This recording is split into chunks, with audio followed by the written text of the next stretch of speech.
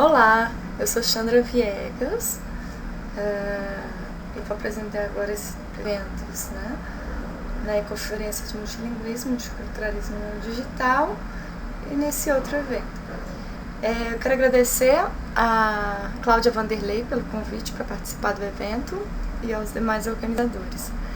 Então, eu vou começar pelo que me foi indicado por e-mail. Então, como foi o meu contato com o multilinguismo?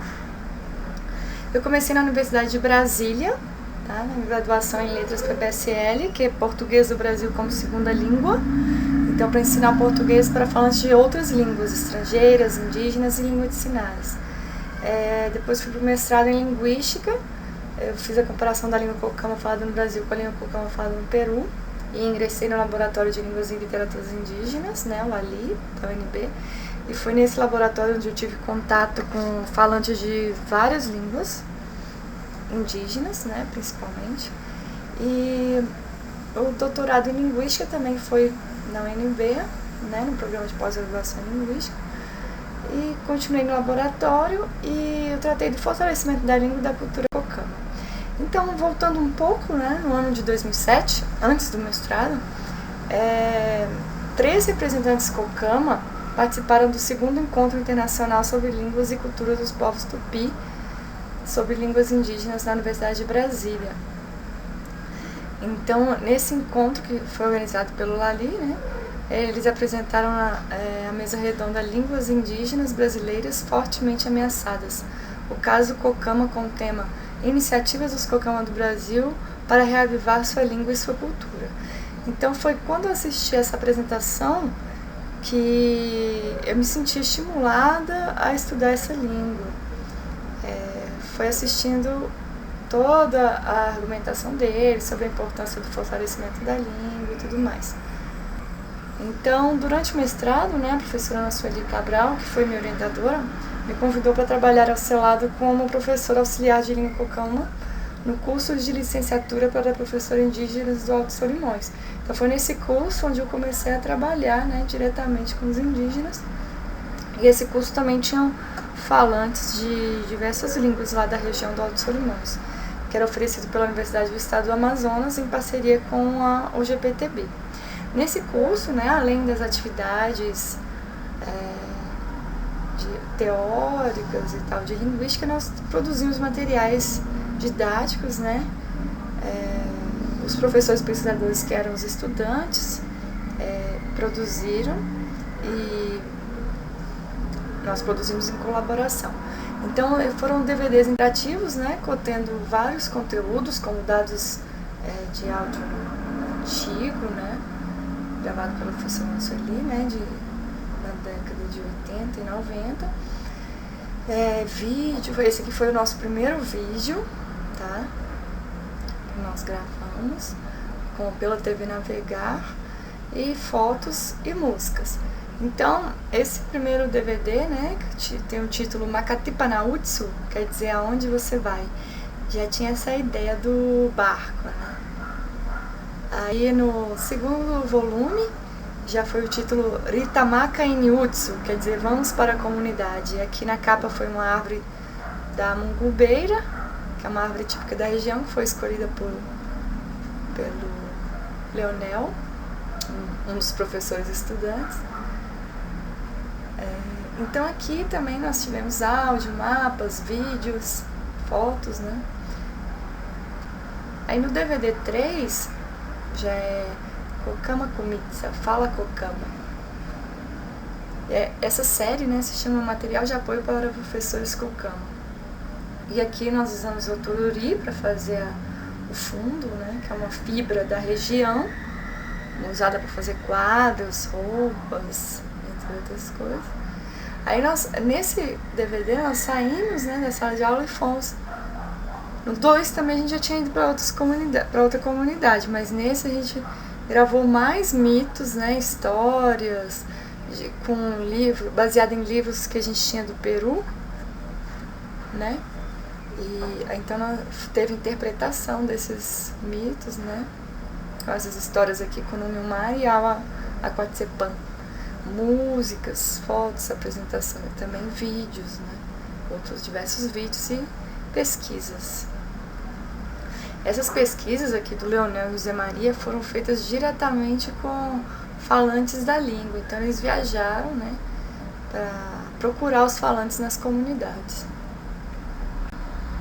Então aqui, ó, tá algumas cenas do vídeo, né, da história com o nome Umari, Jovem Garça. É que eles estão representando, né, falando aqui. Aqui a garça, o rapaz estava vestido de jovem garça e aqui se transformou na garça. E aqui nós que fizemos toda a produção, né, eu que filmei, eu estava filmando, nós ensaiamos em 2 dias e gravamos. Essa aqui já é outra história, né, o Homem Ipanema, a Aquatsepan. Também eles representando aí, ó. Aqui já foram as gravações com os falantes da língua cocama, né, que os estudantes fizeram essas gravações durante as etapas intermediárias do curso, porque o curso era intensivo, né, ele acontecia durante alguns dias do ano. Então, nos demais dias, eles tinham atividades para fazer. Então, essas atividades, ó, eles iam para outras comunidades e gravavam com esses falantes, ó, senhores, senhoras. Muito interessante essas gravações, que estão no DVD, né? DVD 3. Aqui uma cena da fala das lideranças, né? Na comunidade Guanabara 2, em Benjamin Constant. Esse aqui. Seu Fidel Kawasa Mapiana, esse aqui, o cacique da comunidade, aqui estou eu. E os outros. Então, depois desse curso, o curso terminou em 2011, né? Nós continuamos em contato com os professores lá, cocama. Então, nós desenvolvemos a disciplina Introdução à Língua e à Cultura Cocama, que foi a primeira disciplina de uma língua indígena a ser oferecida na modalidade à distância por uma universidade brasileira. Então, a UNB ofereceu juntamente com a UFAM e a UEA. Então, foi muito interessante essa disciplina, ela teve 103 inscritos, os participantes foi muito legal. E também os materiais eram bem diversificados, as atividades, né, interativas, materiais de leitura, materiais de áudio. Aí depois, com o intuito de aprimorar a interação, nós desenvolvemos outra disciplina intitulada Aprendizagem de Língua e Cultura Cocama, Interação e Criação. Na minha tese de doutorado, Viegas 2014, vocês podem conferir toda a descrição e as análises dessas disciplinas. Então, para acompanhar as disciplinas, né, para melhorar a interação, nós criamos um grupo no Facebook que se chamava Aprendizagem Colaborativa de Língua e Cultura Cocama. Então, no dia 6 de junho, né, de 2014, fiz essa captura da imagem dos dados que a nossa rede, né, das amizades, os laços de amizades do grupo. Então, nesse grupo, tinham 89 pessoas, né, e havia 707 laços de amizade. Tá bom? Então, cada bolinha dessa, ó, representa uma pessoa que estava dentro da rede. E o grau médio dessa rede é de 15,8, né? Então, quer dizer que a média de amigos de cada pessoa, né, de amigos dentro do grupo é de 15 pessoas. Então, essa rede também vocês podem ver as análises também na tese, né? Foi criado também uma categoria cocama no dicionário da língua portuguesa. Então, já esse daqui não foi feito junto com os cocamas, esse aqui foi feito com na Wikipédia.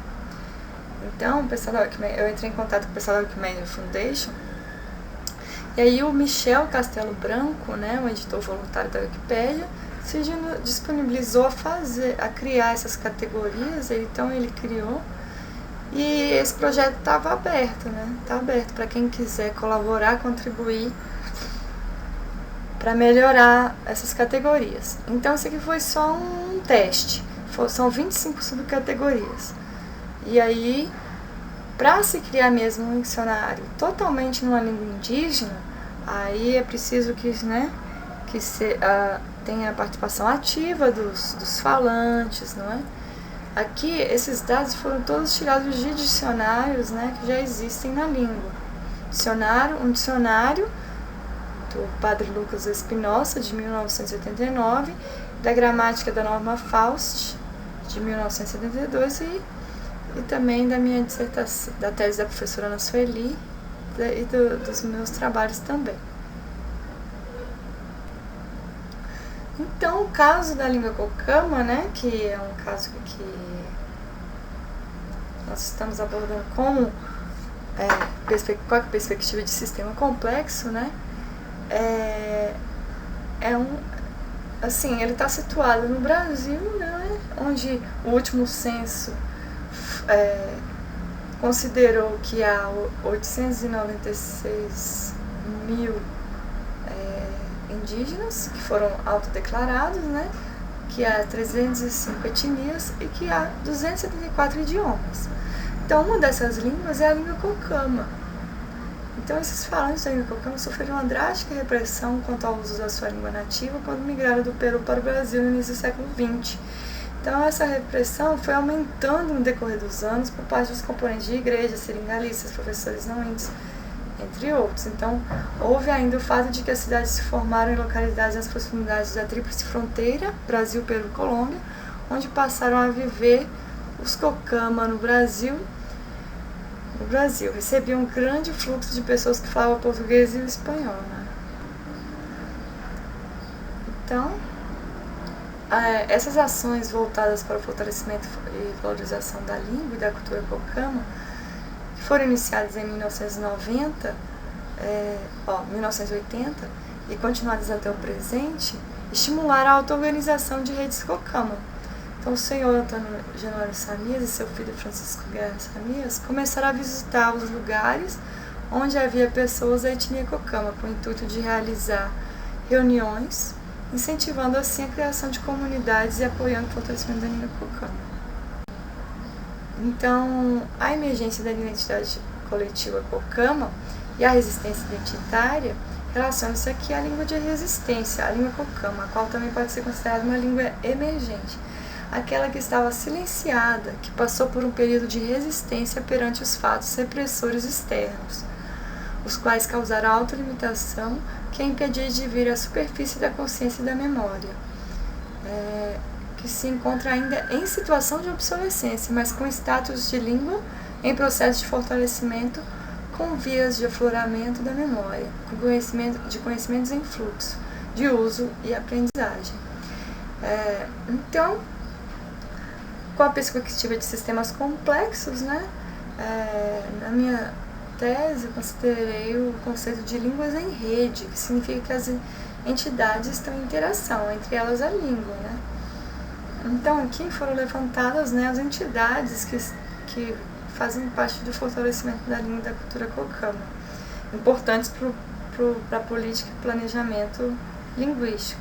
Então, nós temos aqui, né, as tecnologias indígenas e não indígenas, as línguas, os animais, porque no mapeamento da presença da língua no ciberespaço, eu encontrei registros, né, de discursos que são usados para conversar com os animais e com as plantas. Muitos desses discursos são usados para cura. Então, para encontrar na tese, vocês podem ver também esses dados, tá? Eles estão no Rios de Saber, uma amostra interativa do Peru, da Forma BIAP, uma organização de lá. Então, também as escolas, né? As pessoas, principalmente os professores, pesquisadores, os falantes, né? Os aprendizes da língua, né? Entre outros. Os conhecimentos também, indígenas e não indígenas, as comunidades, os três mundos, que é a água, o ar, a água e o ar, né?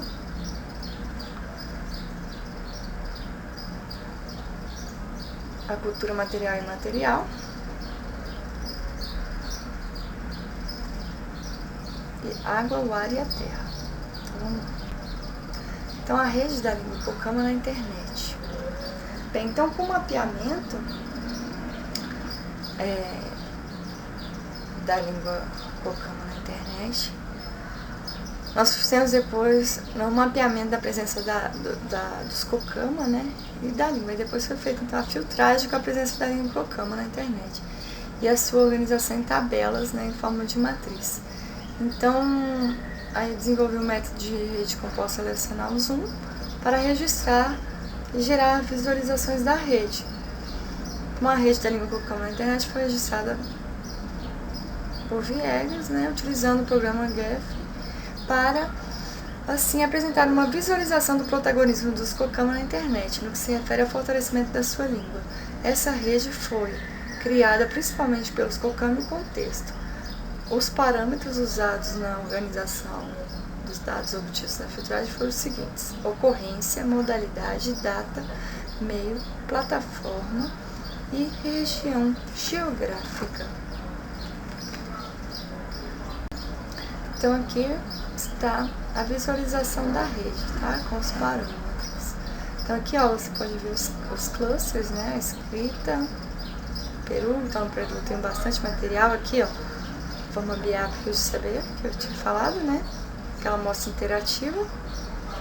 Aqui a língua oral, vídeo, Brasil, Colômbia. Então aqui estão todos esses dados, também estão disponíveis na tese. E para esse trabalho eu vou ainda incluir dados novos, né, para ficar registrado. Agora aqui já é com os rótulos ajustados para poder ler melhor os dados, né. Agora é interessante lembrar que essas redes são dinâmicas, né, essa rede é dinâmica. Então os dados vão estar sempre vão estar mudando os dados. Tá? Então, interessante que essa rede possa estar disponível online para que as pessoas possam acompanhar e incluir os dados, né, para ter um mapeamento dinâmico. Então, quais foram as propriedades da rede da língua Pocama na internet? Observadas, né? Então, a emergência, que é uma relação não trivial entre as propriedades do sistema em diferentes escalas. Então, nós temos aqui as propriedades emergentes macroscópicas, né, do sistema, rede da língua Pocama na internet. Então, nós temos então, quais são essas propriedades? A vitalidade da língua Pocama, a multimodalidade, o multilinguismo, a difusão da língua e da cultura Pocama nos meios geográfico e digital, presente em diversos formatos, presente em diversas plataformas. Já na auto-organização, que é um processo dinâmico através do qual um sistema forma espontaneamente estruturas macroscópicas não triviais e ou comportamentos ao longo do tempo, né?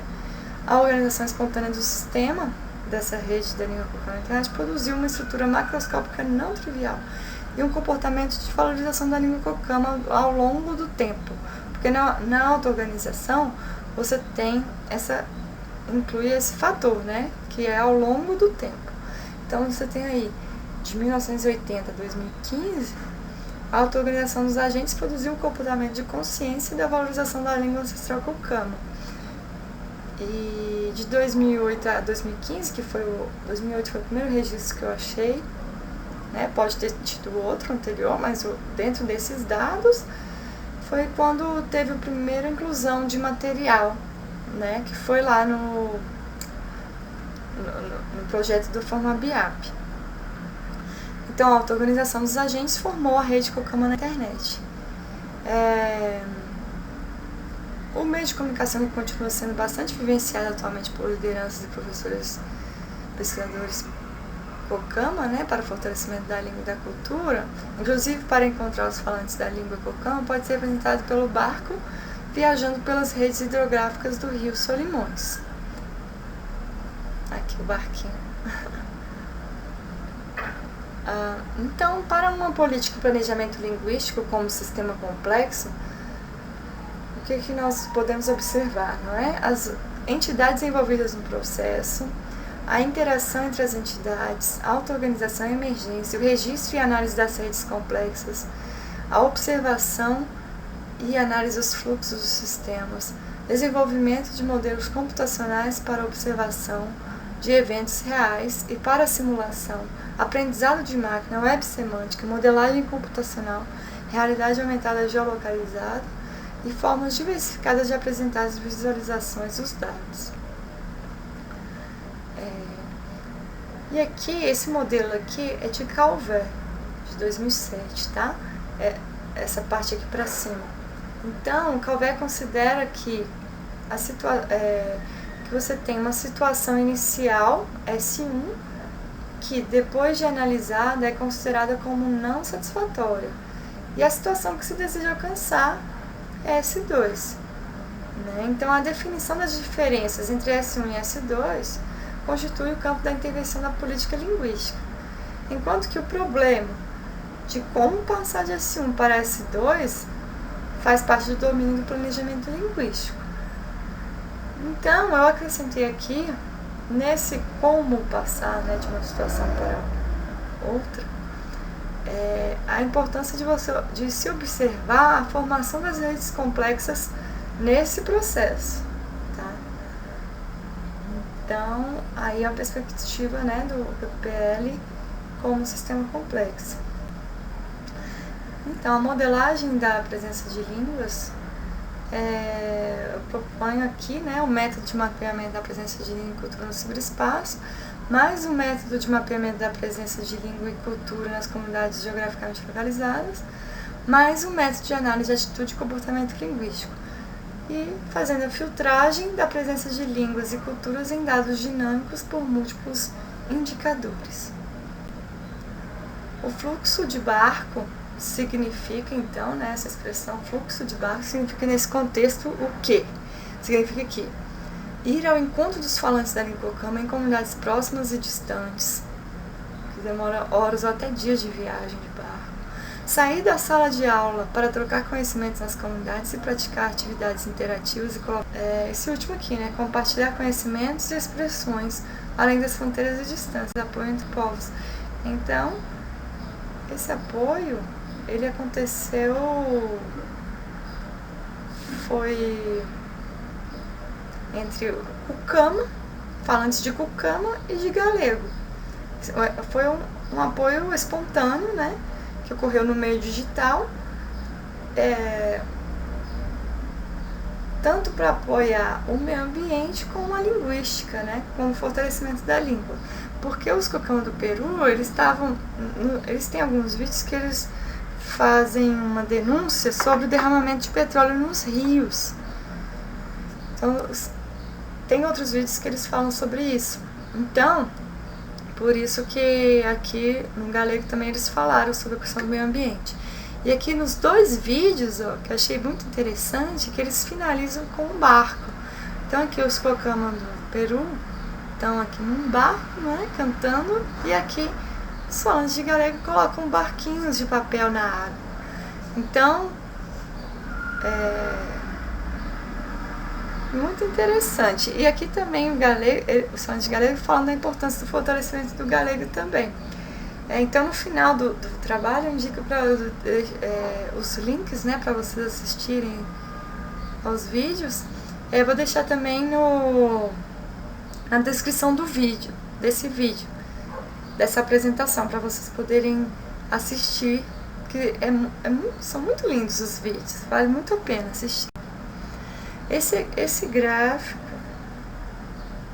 ele mostra uma compilação, né, uma sistematização da política linguística no Brasil. Foi baseado em Calvert, que ele considera o nível de intervenção, né, que pode ser que é o jurídico e o geográfico, o modo de intervenção, que é incitativo ou imperativo, e o conteúdo da intervenção, que vai de formas da língua, uso das línguas e defesa das línguas. E aí eu incluí aqui também as línguas, né, que estão abarcadas por esses artigos, essas leis e decretos e etc.